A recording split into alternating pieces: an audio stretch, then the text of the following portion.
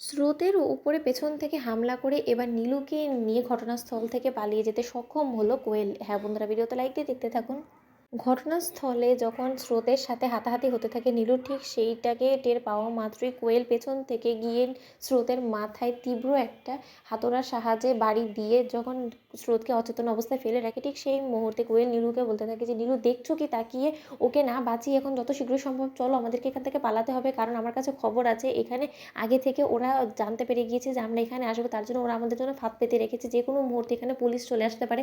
আমাদেরকে একবার যদি পুলিশ ধরে ফেলতে পারে, তুমি বুঝতে পারছো যে আমাদের আর কেউ বাঁচাতে পারবে না। তাই যত শীঘ্রই সম্ভব চলো আমরা এখান থেকে পালাই। অন্যদিকে স্রোতকে এরকম অবস্থায় পড়ে থাকা অবস্থায় দেখা মাত্রই সার্থক স্রোতকে জড়িয়ে ধরে বলতে থাকে যে স্রোত, তোমার এই অবস্থা কে করলো বলো? নীলু দিদিভাইকে তুমি আটকে রাখতে পারলে না? আমি পুলিশ নিয়ে আসতে আসতে তুমি কি করে ওকে হাতছাড়া করে দিলে বলো তো? ওর মতন একটা দাগি আসামি আবারও আমাদেরকে চকমা দিয়ে এখান থেকে পালিয়ে গেল। অন্যদিকে স্রোত বলতে থাকে যে স্যার, আমি একজন হলে পারতাম, কিন্তু পেছন দিক থেকে আমার উপরে হামলা করেছে নির্ঘাত সেটা কোয়েল দিয়েছিল, যে কিনা আমাকে পেছন থেকে মেরে আমাকে অচেতন অবস্থায় ফেলে রেখে চলে গিয়েছে নীলু দিদিভাইকে নিয়ে। আপনারা আমাকে ছাড়ুন, আপনারা যত শীঘ্র সম্ভব প্লিজ পুলিশকে বলুন যাতে নীলু দিদিভাইয়ের পেছন পেছন ওরা তাড়া করে, কোনো না কোনোভাবে অবশ্যই নীলু দিদিভাইকে ওরা কোনোভাবে চেষ্টা করলে অবশ্যই পাবে।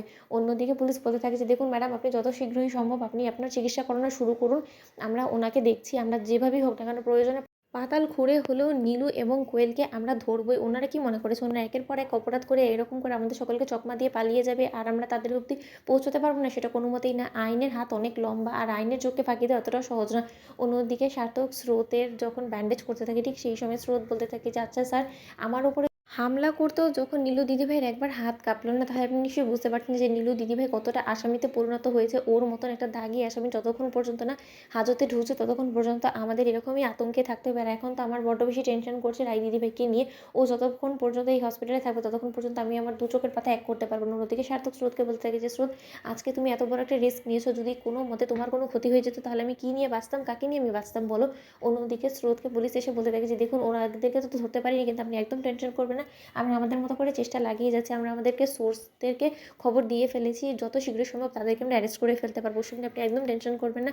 কিন্তু আপনারা যখন আগে থেকে জানতেন যে ওনারা এসে আপনার দিদির উপরে হামলা করতে পারে, তাহলে সেই হিসেবে আপনার কোনো পথ অবলম্বন করেননি আপনার দিদিভাইকে রক্ষা করার জন্য বা নিজেদের সেফটির জন্য। তখন পুলিশের কাছে স্রোত যখন সেই ফোনটা দিয়ে বলতে থাকে যে এই ভিডিওর মধ্যে পরিষ্কার রূপে দেখা যাচ্ছে যে নীলু দিদিভাই রাই দিদিভাইয়ের উপরে হামলা করার জন্য সকল প্রস্তুতি নিয়ে এসেছে, আর ওরও সকল স্বীকারোক্তিমূলক জবানবন্দিও এই ফোনে আমি রেকর্ড করে ফেলেছি অফিসার। অন্যদিকে পুলিশ অফিসার বলতে থাকে যে দ্যাটস গ্রেট, আপনি এই কাজটা করে অনেক বেশি আমাদের কাজটা ইজি করে ফেলেছেন। এবার আর কোনো মতেই ওনাকে শাস্তির হাত থেকে কেউ বাঁচাতে পারবে না, আপনি দেখে নেবেন। ওনার শাস্তি হওয়াটা এবার নিশ্চিত, এবার আর নীলু কোনো মতেই বাঁচবে না। তো বন্ধুরা, ভিডিওটি ভালো লেগে থাকলে অবশ্যই লাইক কমেন্ট শেয়ার করে সাবস্ক্রাইব করতে ভুলো না।